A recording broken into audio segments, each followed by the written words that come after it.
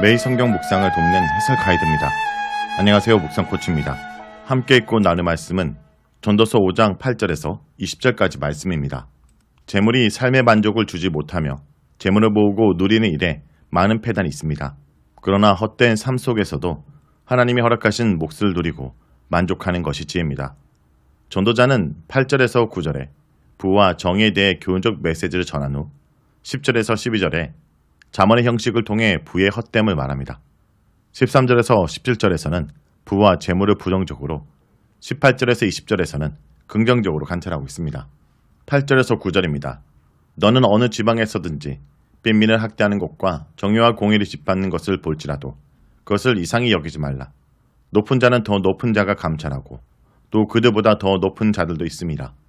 땅의 소산물은 모든 사람을 위하여 있나니 왕도 밭의 소산을 받느니라. 8절에서 9절은 불의와 건세를 말합니다. 앞에 5장 1절에서 7절에 영적 생활에 대해 조언한 전도자는 8절부터는 정치, 사회, 경제적 영역에 대해 논의합니다. 먼저 8절에서 9절에서는 세상 권력과 위계 질서의 부패와 헛됨을 설명합니다. 어느 나라나 어느 도시에서나 권력과 지위, 명예, 돈, 학력 등 많이 가진 자가 그렇지 못한 자들을 학대하고 그들의 정의와 공의를 강탈하는 사건이 일어납니다.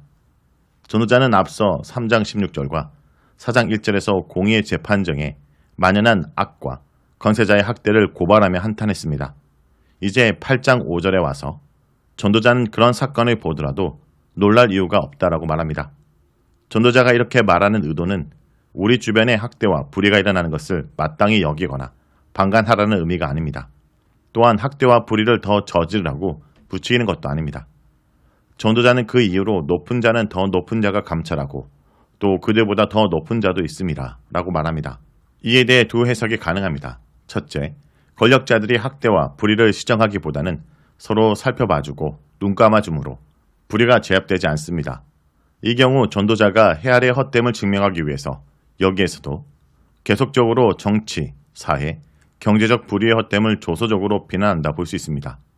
둘째, 불의를 저지른 자는 더 높은 대상의 감찰 대상이 되고 거기서 빠져나간다 해도 더 높은 자가 그를 살펴볼 것이란 뜻입니다.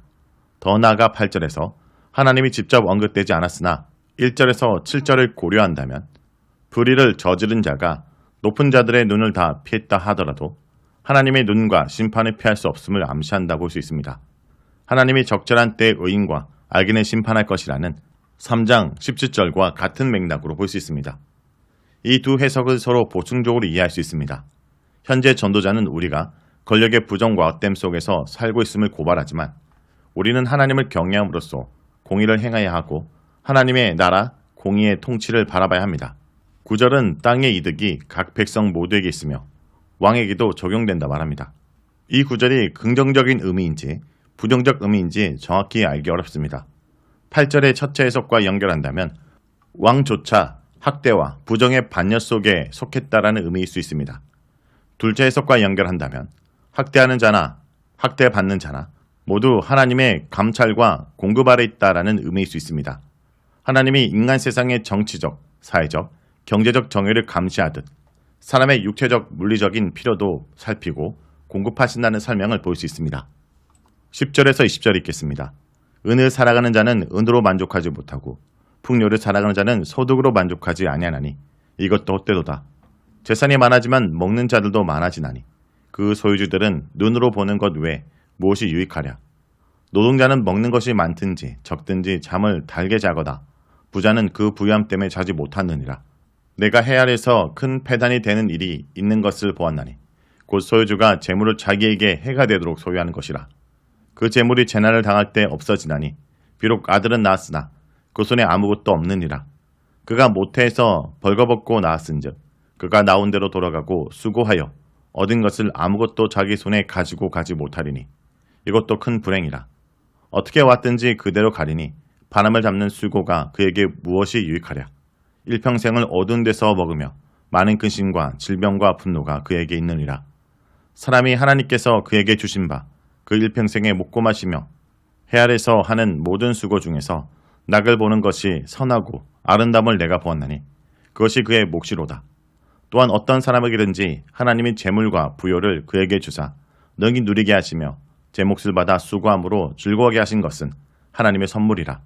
그는 자기 생명의 날을 깊이 생각하지 아니하리니 이는 하나님이 그의 마음에 기뻐하는 것으로 응답하시니라.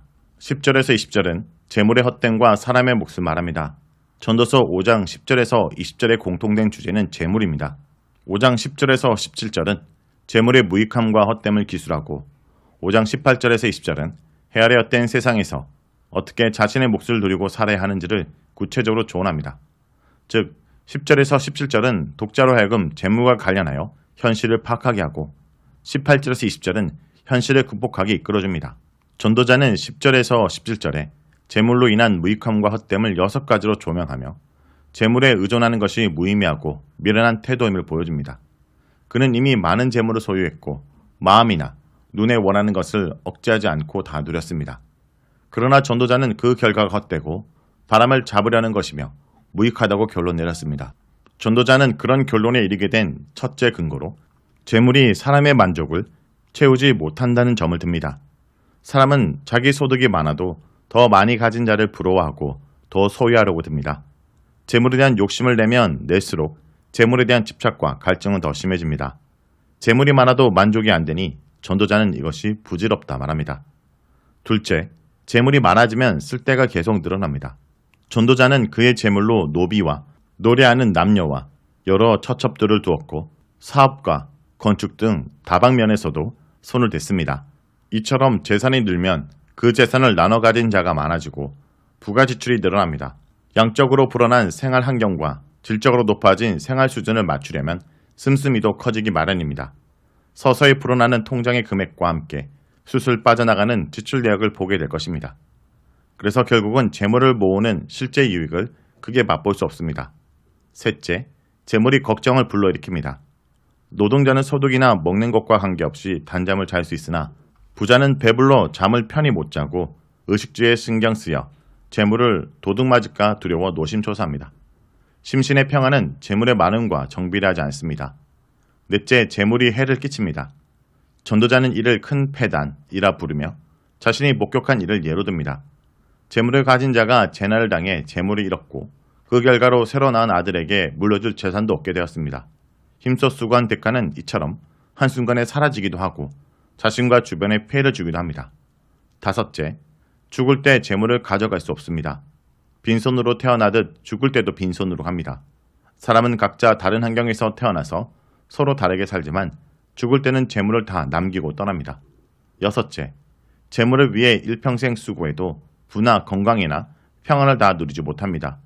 17절에 어두운 데서 먹는다라는 말은 문자적으로 동트기 전에 나가 해가 질 때 돌아오므로 어두운 가운데서 밥을 먹는다는 뜻이거나 비유적으로 온갖 어려운 환경 속에서도 재물을 모은다는 뜻으로 이해할 수 있습니다.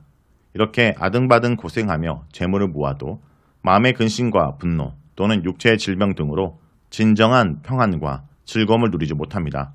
그러므로 이런 수고는 바람을 잡는 수고이며 아무런 유익을 주지 못합니다. 18절에서 20절은 헛된 세상에서 누리는 몫을 말합니다.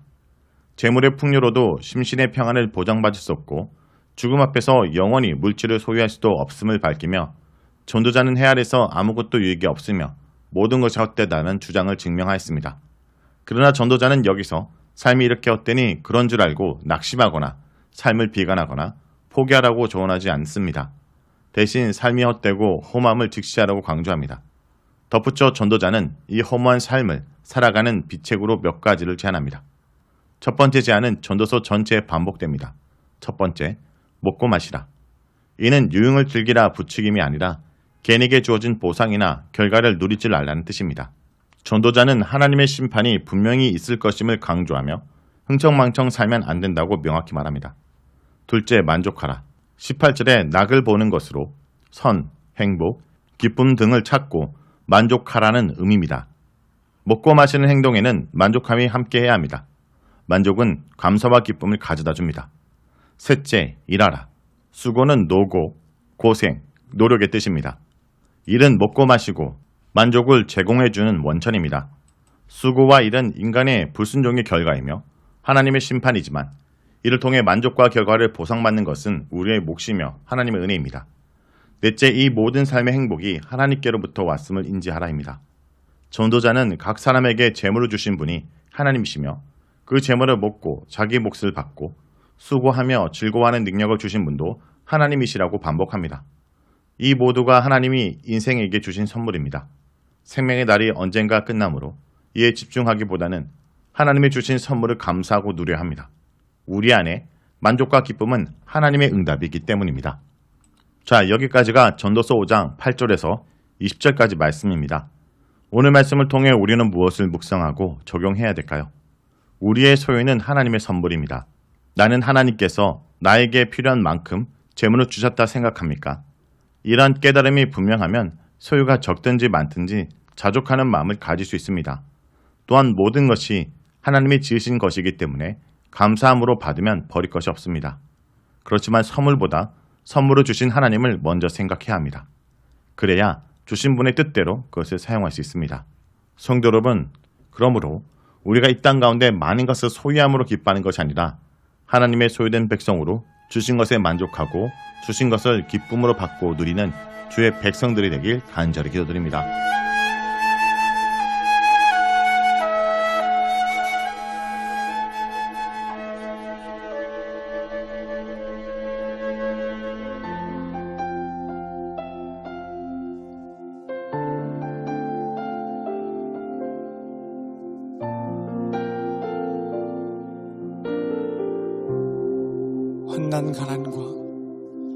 환난 가난과 고난 수고로움 속에도 성도는 그 믿음을 지켰네. 주를 섬기는 일에 자신을 다 드리며 진리의 말씀과 성령으로 그 길을 걸었네. 환난 가난과 고난 수고로움 속에도 성도는 그 믿음을 지켰네.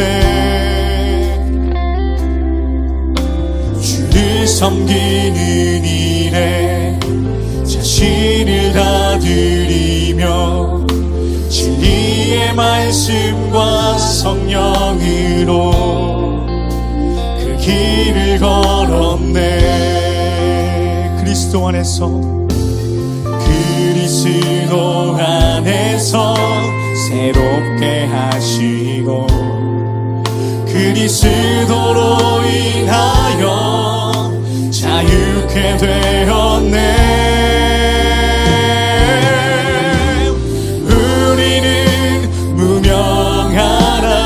유명한 자요, 죽음의 위기 속에도 참 생명 가졌고 근심하나 기뻐하며 가난하나 다른 이름 부요케 하는 자로다.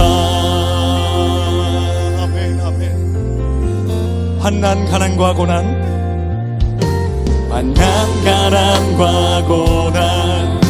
수고로움 속에도 성도는 그 믿음을 지켰네.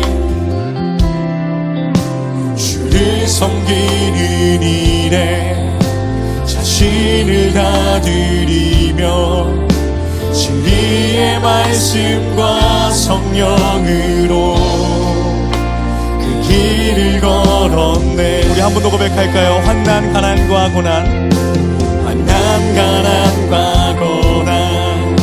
수고로움 속에도 성도는 그 믿음을 지켰네.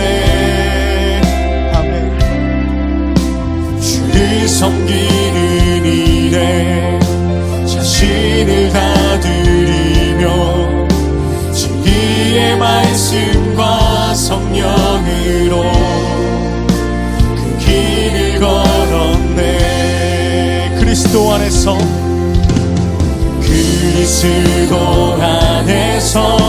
새롭게 한 그리스도로 인하여 자유케 되었네. 우리는 무명하나 유명한 자요, 죽음의 위기 속에도 참 생명 가졌고 근심하나 기뻐하며 가난하나 다른 이름 부욕해 하는 자로 우리는 무명하나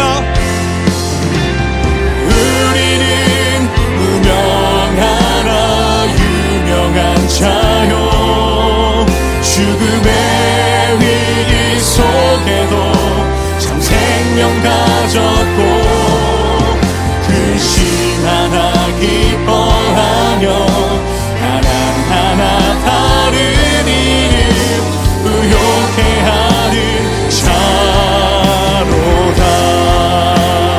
아멘.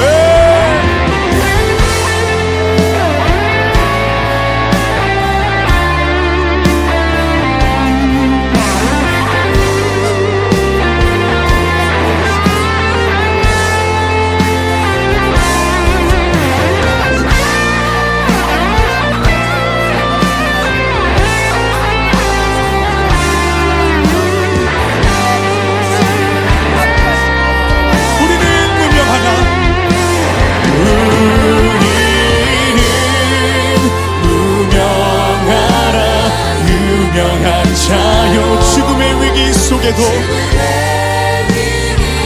참 생명 가졌고 근심하나 기뻐하며 하나하나 다른 이름 부욕해 하는 자. 우리는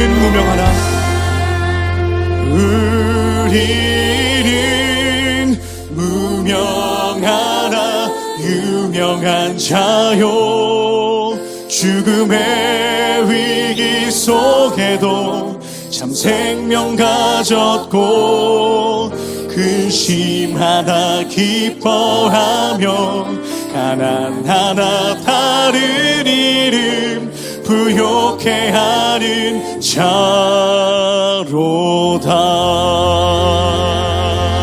아멘.